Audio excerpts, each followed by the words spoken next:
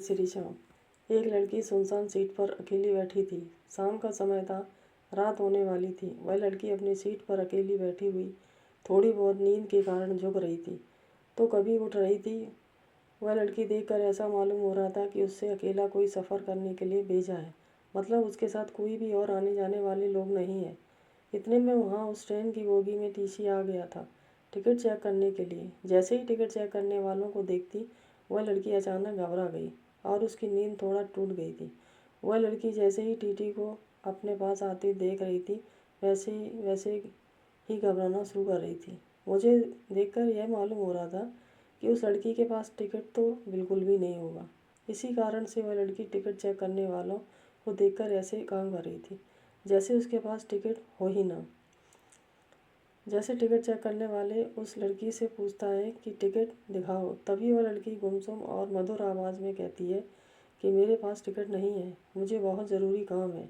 मेरी माँ की मृत्यु हो गई है, इसी काम से मैं शहर से गाँव जा रही हूँ। मैं जल्दबाजी में घर में पैसा भी भूल चुकी हूँ, इस कारण से मैं टिकट भी नहीं ले पाई थी। सुबह टिकट चेक करने वाले कहते हैं, अगर आपने टिकट नहीं लिया तो आपको 300 रुपये फ़ाइन देना होगा। यह देखकर लड़की के होश उड़ गए। उसकी आंखों से आंसू बहने लगे, जैसे लग रहे थे, मतलब ऐसा मालूम हो रहा था कि वह लड़की कुछ देर में रो देती। फिर उसके बाद वह लड़की टिकट चेक करने वाले को समझाते हुए कहती कि मेरे पास टिकट नहीं है और पैसे भी नहीं है। अगर मेरे पास पैसे रहते तो मैं टिकट ज़रूर कटा लेती। मैं किसी मजबूरी के कारण अपने गांव जा रही हूँ, इसी कारण से मैंने टिकट नहीं ले पाई। किसी तरह से टिकट चेक करने वाले को समझाकर वह लड़की भेज देती है। टिकट चेक करने वाले को भी उस पर दया आ जाती है और वह पूरी सफ़र तय करने का टिकट भी फ्री में उसे दे देता है। वहाँ पास बैठे ऊपर वाली सीट से मैं यह सब नज़ारा देख रहा था। जब मैंने उस लड़की को देखा तो वह लड़की सोने ही वाली थी और अपना चादर उठाकर सोने के लिए अपने शरीर पर ओढ़ ली थी। थोड़ी देर बाद बीत जाने के बाद उस लड़की को शायद नींद नहीं आ रही थी। फिर मैं नीचे उतरा वॉशरूम जाने के लिए तो उस लड़की से मैंने पूछ ही लिया।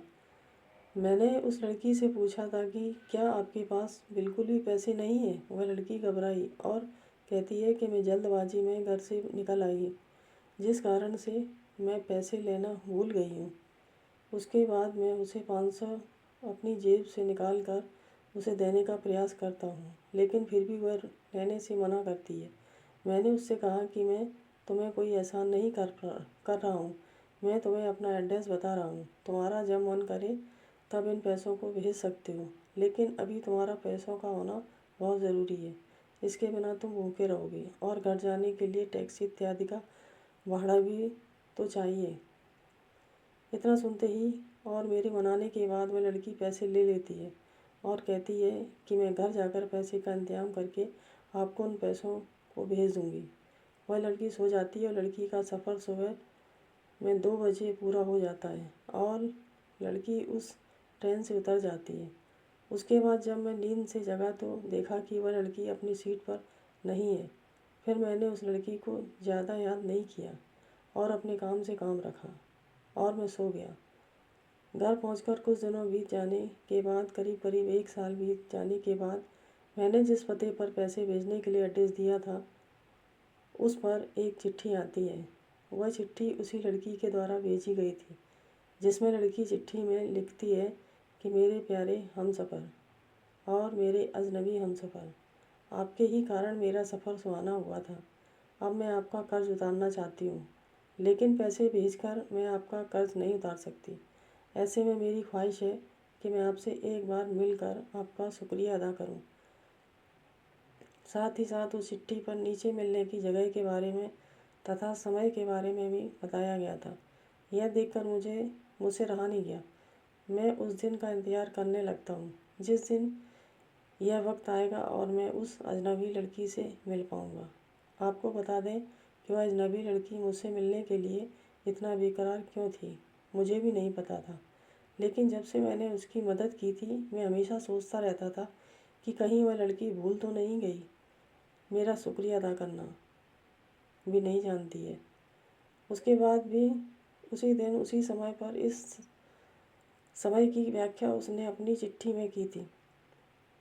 जब मैं उस स्थान पर पहुंचा तो देखा कि वह लड़की पहले से उसी स्थान पर मौजूद है। जब मैंने उससे पूछा कि आप बहुत पहले आ चुके थे क्या, तो वह लड़की कहती है कि मैं तो 1 घंटा पहले ही आ चुकी थी। मुझे लगा था कि तुम ज़रूर मेरे लिए आओगे।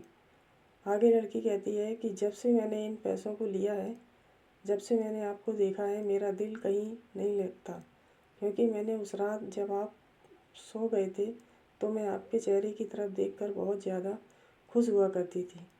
मैं आपसे अपने प्यार का इजहार करने के लिए आई हूँ। अगर आपको कोई आपत्ति नहीं है तो आप मेरा प्यार स्वीकार कर सकते हैं। मैं पूरी ज़िंदगी आपके साथ गुजारने के लिए तैयार हूँ। साथ ही साथ मैंने अपने माता पिता से आज्ञा लेकर आई हूँ और आपके बारे में बताकर भी आई हूँ। फिर उसके बाद मैं भी खुश हो जाता हूँ। लड़की को तुरंत ही गले लगा लेता हूँ। फिर हम दोनों की शादी जल्द ही करवाने का हमारे माता पिता तथा अभिभावक वादा करते हैं। उसके बाद से फिर हम दोनों फ़ोन पर खूब रात भर बातें करते हैं और ज़िंदगी का लुत्फ़ उठाते हैं। जय हिंद।